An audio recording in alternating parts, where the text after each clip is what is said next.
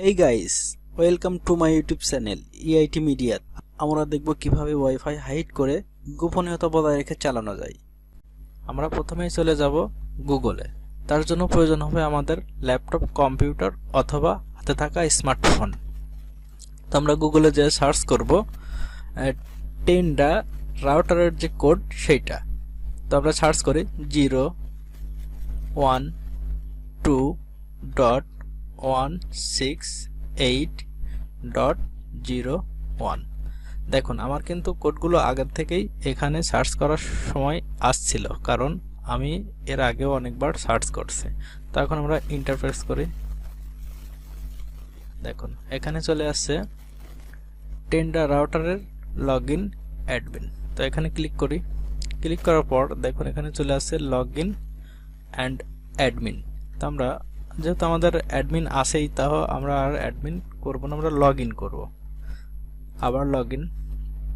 দেখুন admin access চলে যাচ্ছে। দেখুন প্রথমে আছে internet setting, wireless setting, bandwidth control, wireless reporting, panel controls, আরও অনেক কিছু। তো দেখুন আমি দেখতে পাচ্ছি আমার রাউটারে 4টা ডিভাইস কানেক্ট। দেখুন 4টা ডিভাইস কানেক্ট। তো দেখি কি কি ডিভাইস কানেক্ট আছে সেটা দেখতে হলে প্যানেল কন্ট্রোল। দেখুন আমার রাউটারের আন্ডারে এইগুলো কানেক্ট আছে। তো আমি যদি এইগুলো হাইড করতে চাই, প্রথমে চলে যেতে হবে ওয়্যারলেস সেটিং। ওয়্যারলেস সেটিংয়ে যা দেখেন এখানে ওয়াইফাই নাম, সিকিউরিটি মোড, ওয়াইফাই পাসওয়ার্ড, তার উপরে আছে ওয়াইফাই অন অফ। এখানে আমরা কিছুই করব না, যা আছে এভাবেই থাকবে। ঠিক হাতের ডান সাইডে দেখুন হাইড ওয়াইফাই। এই হাইড ওয়াইফাই দেখুন বক্সটি খালি, এখানে টিপ দিলে নীল রঙের লেখা উঠছে। এখন নিচে দেখুন ওকে, ওকে প্রেস করলে দেখেন সেভ অ্যান্ড সাকসেসফুল। তো আমি একটা রিলোড মারি। আমার কিন্তু অলরেডি 5 জন ছিল।